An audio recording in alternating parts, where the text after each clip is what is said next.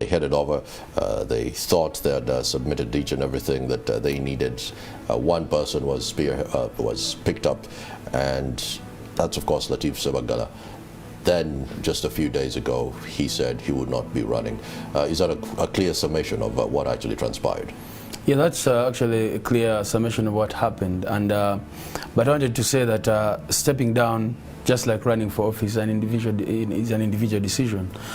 So Honorable Lateef, alongside other candidates, submitted their papers, they were vetted, and he emerged the candidate for the party through the vetting process. And then a few days later, he decided to throw in the towel.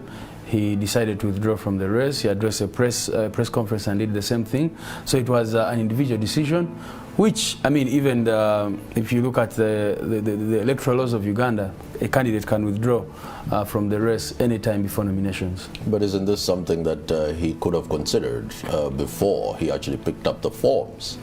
Maybe, I think, I mean, he's in the best place to answer that, but maybe the circumstances which caused him to finally quit came right after he was declared the flag bearer for the party.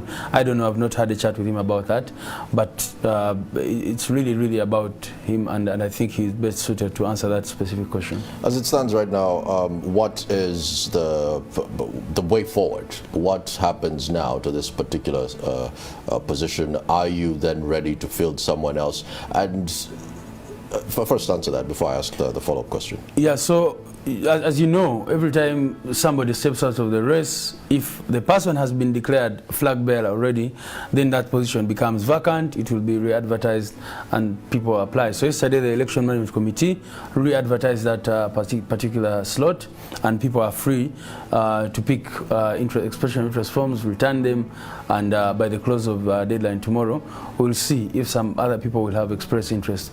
If no one expresses interest in that position, then we can go to other conversations. But this is where it gets confusing for me, because what Honorable Lateef did for me was unprecedented, at least in our petty politics in our dear country. I was very surprised that someone could get the go-ahead, and then out of the spirit of statesmanship or partyship, he says, you know what, out of the spirit of the opposition, this is not right. We're spreading ourselves too thin. Let me step away. Now, in you re-advertising as the NUP to fill the same slot that someone won before and said it's not fair for me to move forward with this, aren't you defeating the same rationale that Lateef walked away from? I don't think those were the words which the Honorable Lateef used specifically. He cited many reasons why he was doing this. But I think again, as the NUP, we've been very clear that we want to work with all forces of change, and we've been engaging with them. I mean, right from the presidency to all other positions, our desire would be to have joint opposition candidates in the coming election. But then there's something, once you are into a political party, you find that you have a demand on yourself to comply with certain guidelines, including your party constitution and those other things. So our preference and what we're trying to do is that the political party called NUP should come to a table with all these other political parties. The question of cooperation with other parties is never an individual decision. It has to be an entity cooperating with another entity, and we are very actively pursuing that. But I mean, he walked away, and now you're re-advertising the spot. No, because again, like I said, if somebody walks away from a position, I'll just give an example. Someone has been declared a member of parliament and has won. When that person dies or resigns or something like that, the laws say you re-advertise the position. Now, at this point, I do not know if some other people will come up, and what the Election Management Committee of the party was doing is to do what the regulations require of them. Now, but also because there has been some bit of confusion. What happens when somebody steps? Does it go to the second person? Does it come to what happens? So in order to clear that, the Election Management Committee had to come out, re-advertise this slot. If no other person expresses interest, certainly then we move to another conversation and say, we don't have a candidate. You comrades in the struggle, can we come to the drawing board, and can we get to the table and talk? Speaking of other comrades, there's another comrade, Joseph Mayanja, who happened to be in the race until just a few weeks ago. Posters were up, everything was up in arms. Just give me a sense of what became of this particular comrade. Is he still a member of the party, at least to your knowledge? Yeah, to my knowledge, he is still a member of the party. At least he has not, you know, you lose membership by either resigning, you write to the party and say, I no longer want to be a member, or by the other ways by which you lose membership, including supporting candidates against the party candidates, etc., etc. All that legal stuff, I don't want to go into it. But he applied and he was vetted. In its wisdom, the committee, our election management committee, thought that there was a candidate who was better than him. I mean, for their own reasons. Now, the person who was given the ticket decides to quit the race. What that means then is that that position is vacant.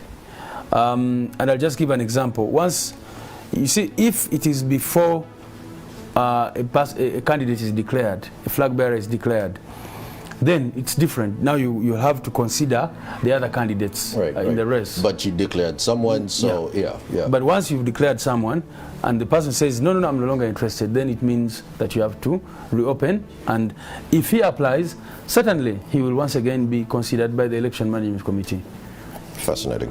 The other debacle that I've been seeing and has been quite confusing happens to be around before the vetting process happened. Take, for instance, in Rwanda, there's a gentleman by the name Mubiru. He printed everything, he put out Mission 2021. He's been at it for quite a minute. And then you have a mass crossover from the DP, you know, with some very familiar faces, the likes of Kasivante, you know, all these people, they cross over.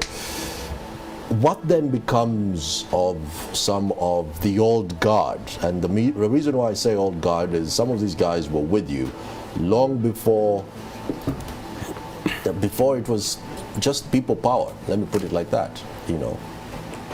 As you have noticed, the candidates who are emerging, some are people who have been in people power right from the start. Others are even new entrants and that kind of thing. But you need to understand that also that it's not even 2 months since we unveiled NUP as a political party. And many people said, okay, now that you're a party, let's come in. What we are mostly considering is actually not how long we've been in people power or NUP, because even when we are people power, we are working with comrades from different political parties. You notice that even when we are people power, there are some people who are just people power, and they are not belonging to any other formation. But then we also had so many people who belonged to other political parties, including the DP, FDC, etc., etc. We even work with people, the Honorable Samba, for example, and others who are coordinators, NRM people. They came under NRM into parliament. So when we became a political party, we said, now, how do we select candidates? We came up with a criteria, a very, very clear criteria, and that criteria cuts across the board. And you'll see that some of the incumbents have actually not gotten our tickets, others have actually gotten it. So it depends on our criteria which we follow, and not whether you are coming from the DP or FDC, or whether you've been a leader before or not. We just follow a set criteria. Let's talk about a particular case that has just been adjourned to, I believe, the 25th, where some two gentlemen came up and they made it very clear that they wish to have the NUP deregistered. Just give us a sense of the developments here. What, in your view, does this case particularly hold any water? Well, I might know what you have to say, but I want to hear it from the horse's mouth here. Yeah, I mean, like we've been saying very clearly, this is a clear case of political persecution. And you know, a lot of times in Uganda, the state has disguised persecution as prosecution. And, you know, ranging from all manner of cases that have been brought against us, against Honorable Kyagulanyi and all that, these cases never hold water. They are never based on the law. So in this particular case, I think you also have this gentleman called Moses Nkonge Chibalama came out handed over the party. He clearly indicated that we had had a delegates conference and that Honorable Kyagulanyi had been duly elected. There was even administration of the oath of office to Honorable Kyagulanyi by the outgoing leaders. And then all of a sudden, Mr. Nkonge Chibalama, who we've not heard from, we do not even know if he's not under detention, we do not know if he was not kidnapped, we do not even know whether he's alive or not, because we've not spoken to him ever since.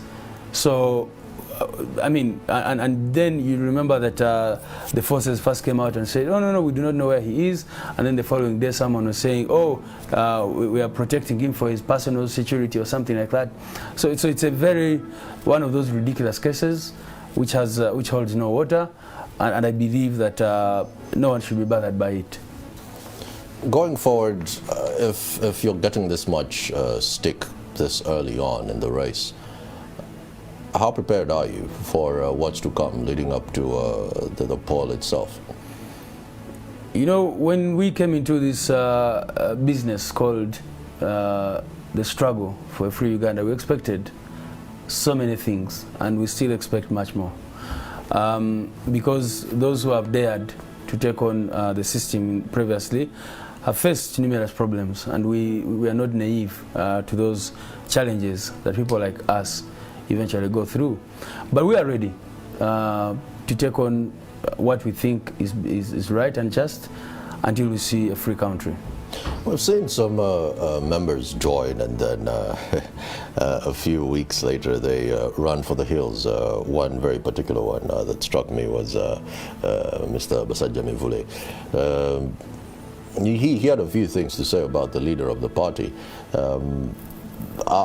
And what is your comeback to if someone wakes up, joins a party, and then he gets there and in his view he realizes that maybe this is as bad as what I was experiencing before? What would you say to that? In 2 days? You're saying that somebody comes and joins a party in 2 days and then realizes that it's worse than where I came from?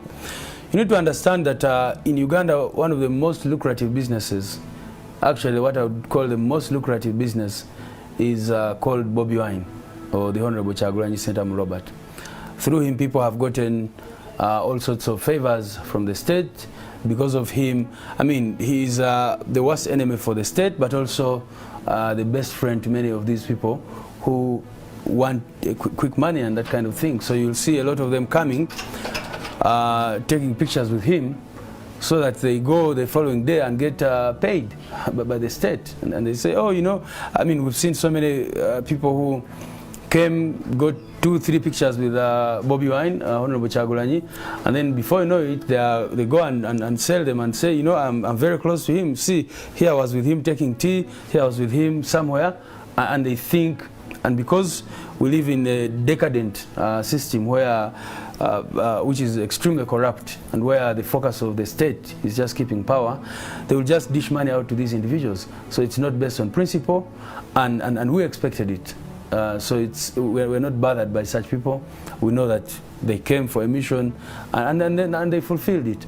But for us, we do not lose our focus. We keep focusing on the ultimate goal. David, I'm going to just move gear just a bit and move away from the current affairs side of this particular conversation. And let's talk,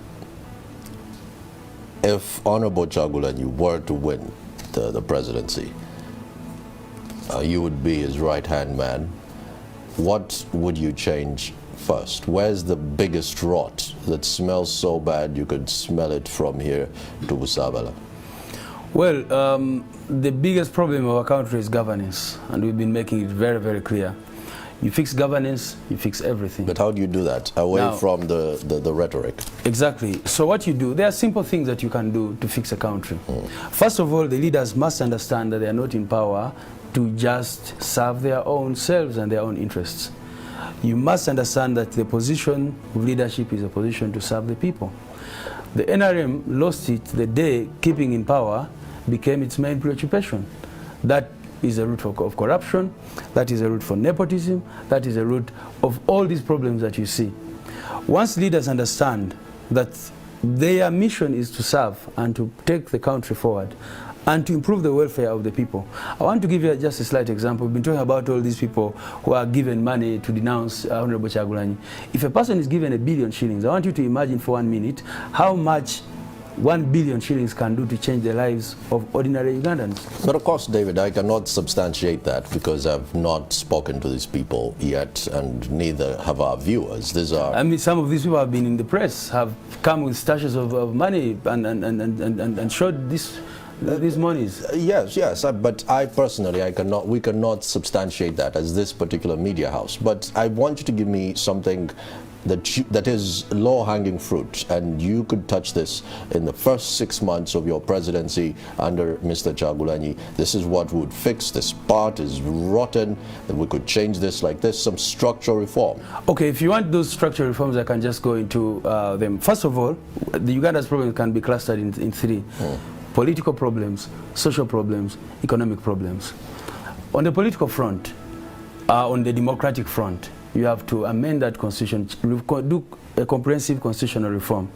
Make sure that institutions are empowered, that no one is able to just direct NIRA or direct URA. You make sure that institutions are independent and are strong and are functional. You make sure that the UPDF, the police, are independent and not serving the interests of any individual. You make sure that there is equality in terms of how we are governed. There is equality. The people in northern Uganda feel the same as the people in western Uganda, in the central, etc. You make sure that service delivery cuts across and that all Ugandans feel embraced and equal. How do you attack the issue of equality? Because, I mean, do you bring a quota system? How do you attack the equality issue? Because that is something that pains me also. If you are to get into, let's say, some of the government offices, are you going to find someone from the West Nile? Are you going to find someone from Kotido? Are you going to do quotas to attack that? No. What you do is to just follow merit. I can tell you that if you followed merit in recruiting individuals, for example, into public service, you'll get people from across the board. Because they are very intelligent people in Kotido, as they are in Barara. They are very intelligent people in Kabera Maido, as they are in Chisoro.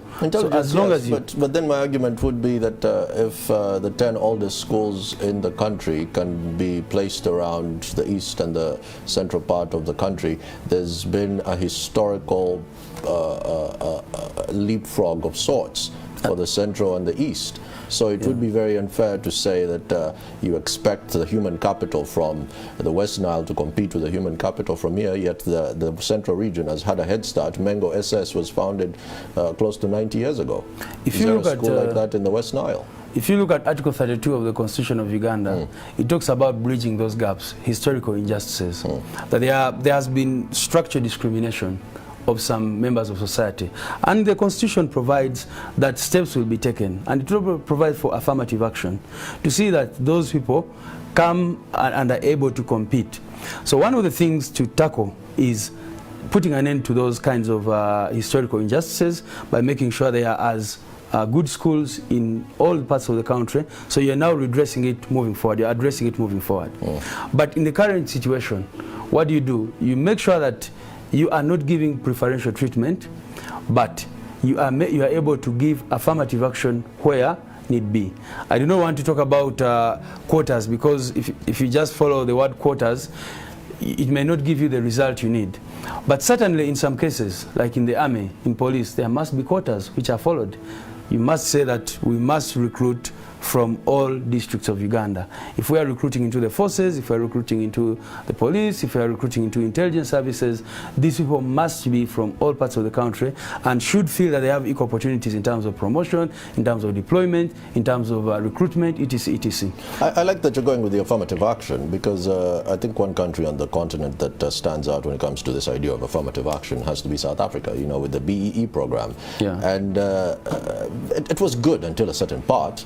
And then BEE became the poster child of entitled black lads going up the ladder so fast that by the time someone is 31, they're a manager at a Big Four auditing firm, driving a fancy Porsche, and affirmative action can kickstart but ultimately after 30 years, after 20 years, it stagnates in a bit. But that's a debate for another day, maybe. You're still explaining the social, the political bit. You're still onto the political bit. Yeah. So I was telling you that, and for me, once you fix the political, it will culminate into very, very many changes. Because if you have a strong parliament, for example, which can hold all other government institutions accountable, then you're likely to see this translated into better livelihood for the people in terms of economics, in terms of their economic well-being and the social well-being.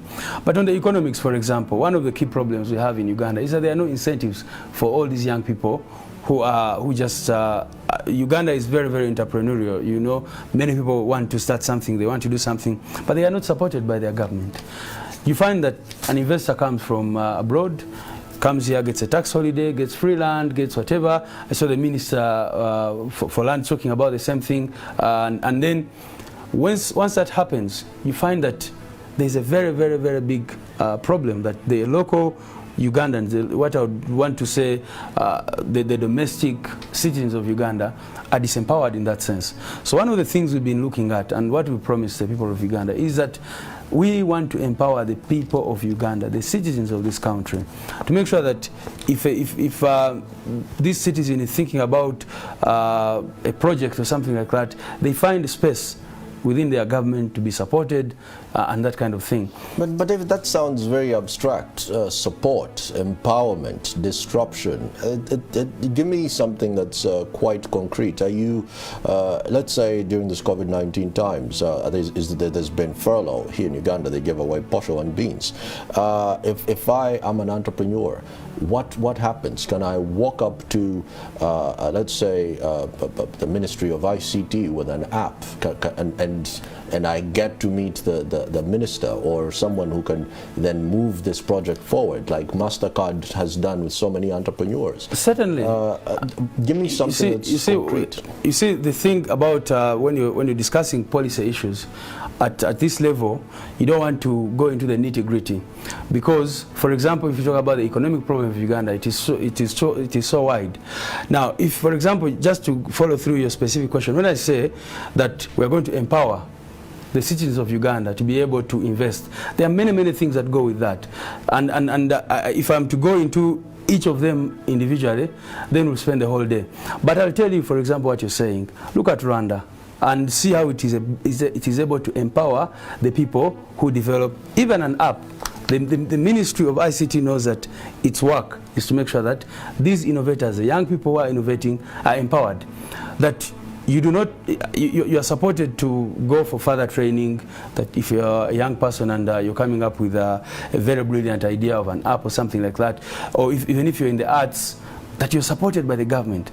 These ministries should not be there to just oversee what is going on and bog down some people and sometimes cut down the speed of these people are trying to come up with ideas and that kind of thing, but to support them. And there are so many countries, even on this African continent. Ghana is another example, Botswana is another example, where you see that they are trying their best to empower the young people within their midst and support them.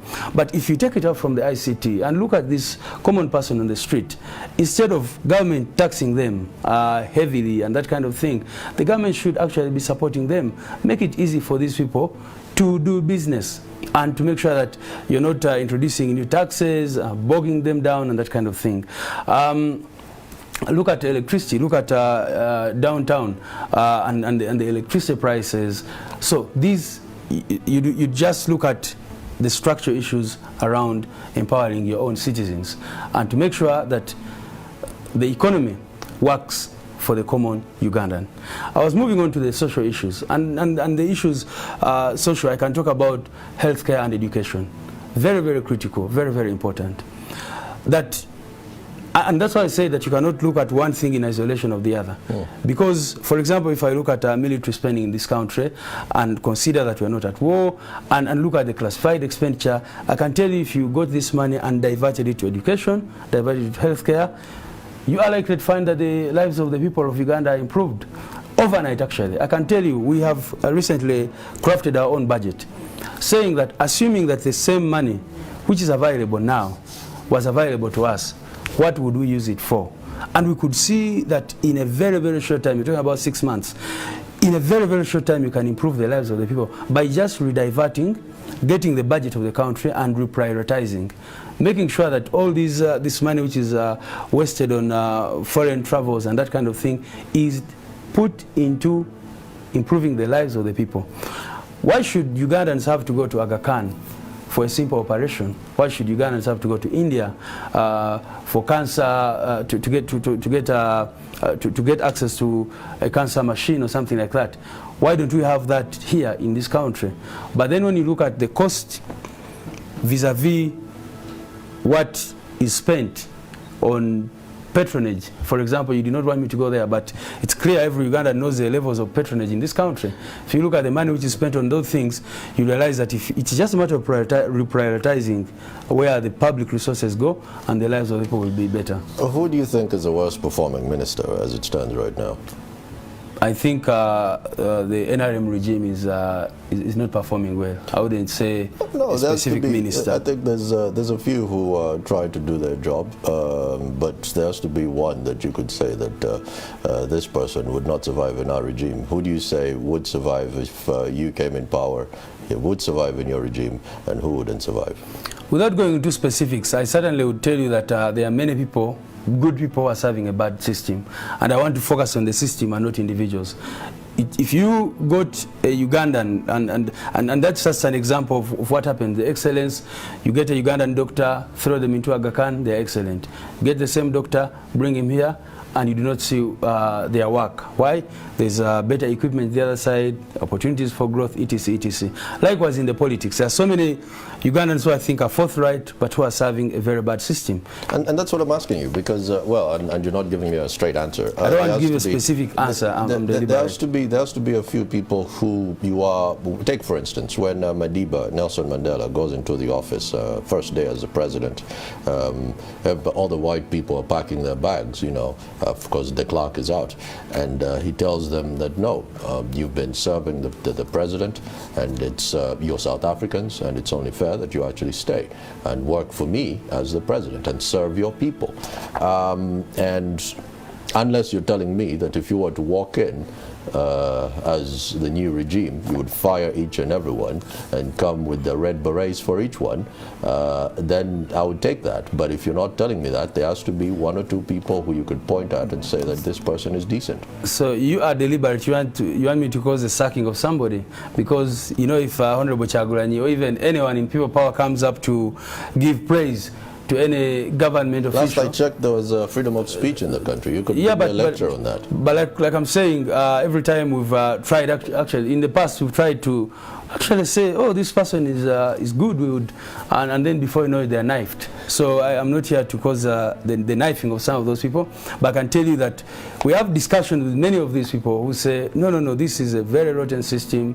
We do not agree with what goes on. But they're there, and you'll see, on the day when NUP is in power, you'll see these people some of those people begin to do the right things. Certainly there are those who are not able to be saved, and those will certainly be booted out.